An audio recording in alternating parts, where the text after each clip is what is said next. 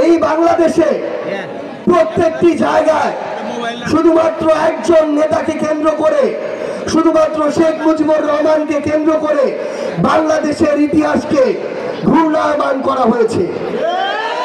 অথচ যাদেরকে দেখে তারা রাজনীতিবিদ হওয়ার স্বপ্ন দেখত, সেই শেরে বাংলা, হোসেন শহীদ সোহরাওয়ার্দী, মাওলানা আব্দুল হামিদ খান ভাসানীর মতো ব্যক্তিদেরকে ইতিহাসের একটি কোণে নিয়ে যাওয়া হয়েছে। কিন্তু যতই অপচেষ্টা করা হোক না কেন, এই মাওলানার মতো ব্যক্তিদেরকে, আমাদের এই লাল মাওলানার মতো ব্যক্তিদেরকে ইতিহাসের কোণে নেওয়া সম্ভব নয়। আমরা দেখেছি এই টাঙ্গাইলের উন্নয়নের অনেক গল্প দেওয়া হয়েছে, কিন্তু আমার এই টাঙ্গাইলের ঐতিহ্যবাহী হল, এই যে ভাসানী হল, যেই হলকে কেন্দ্র করে হয়তো আমার এই মজলুম ভাসানীর নাম বাংলাদেশের কোনায় কোনায় ছড়িয়ে পড়তে পারত, সেই হলকে মাদকাসক্তদের একটা আস্তানা বানানো হয়েছে। এভাবে শুধুমাত্র একজন ব্যক্তির ব্যক্তি পূজা করে ইতিহাসের অন্যান্য সকল গুরুত্বপূর্ণ অংশকে বিলুপ্ত করার সকল অপচেষ্টা চালানো হয়েছে।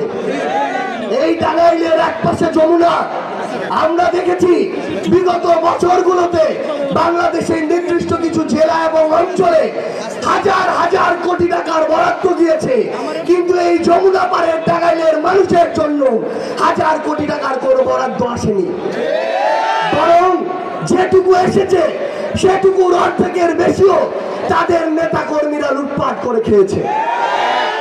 আমরা আগামীর বাংলাদেশে স্পষ্ট করে একটা জিনিস বলতে চাই, আমরা প্রশাসনকে, আইন শৃঙ্খলা রক্ষাকারী বাহিনীকে একটা জিনিস স্পষ্ট করে বলতে চাই, আমরা 24 পরবর্তী বাংলাদেশে এই বাংলাদেশের প্রশাসনকে, পুলিশকে, অন্যান্য বাহিনীকে বাংলাদেশের জন্য দেখতে চাই, বাংলাদেশের মানুষের জন্য দেখতে চাই। আমরা কোন দল, ব্যক্তি, গোষ্ঠীর জন্য আর প্রশাসনকে ব্যবহার হতে দেখতে চাই না। আমরা স্পষ্ট করে আরেকটা কথা বলি, আগামীর বাংলাদেশে আমরা মিডিয়াকেও কোন ব্যক্তি, গোষ্ঠী, দলের দালাল হিসাবে দেখতে চাই না।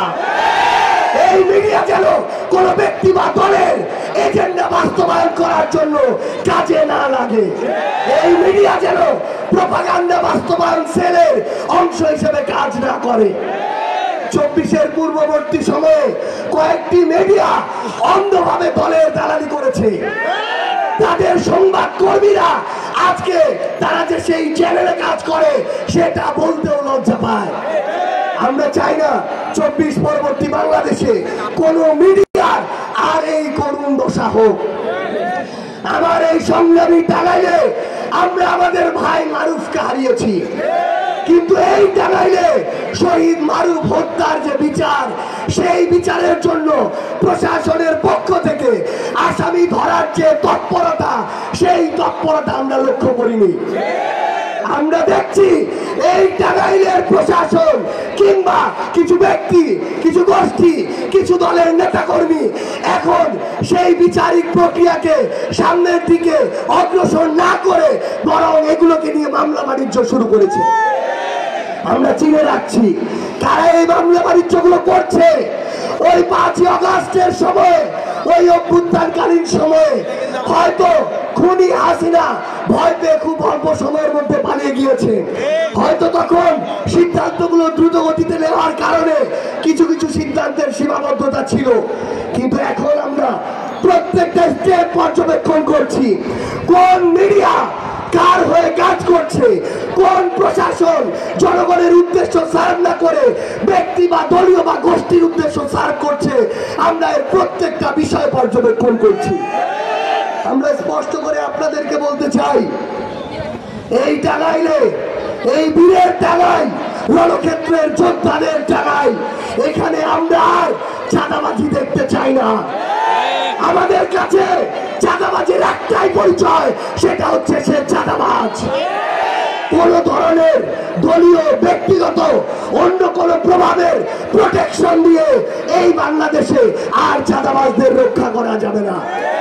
কেউ যদি চাঁদাবাজদের প্রোটেকশন দেওয়ার চেষ্টা করে তাহলে সেও চাঁদাবাজের, চাঁদার ভাগিদার হিসেবে বিবেচিত হবে।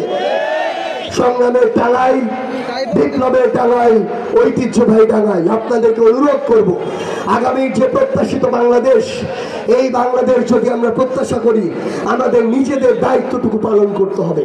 খারাপকে খারাপ বলার সাহস থাকতে হবে, ভালোকে ভালো বলার মতো গাছ থাকতে হবে। আমরা যদি এটা করতে পারি, তাহলে আর কোন চোর বাটপার যারা সিন্ডিকেট চালায়, মাদকের ব্যবসা করে, দুর্নীতি করে, চাঁদাবাজি করে, তারা আর আপনাদের আমাদের মাথার উপরে উঠে আসতে পারবে না। তাদেরকে মাথা থেকে মাটিতে ছুঁড়ে ফেলতে হবে।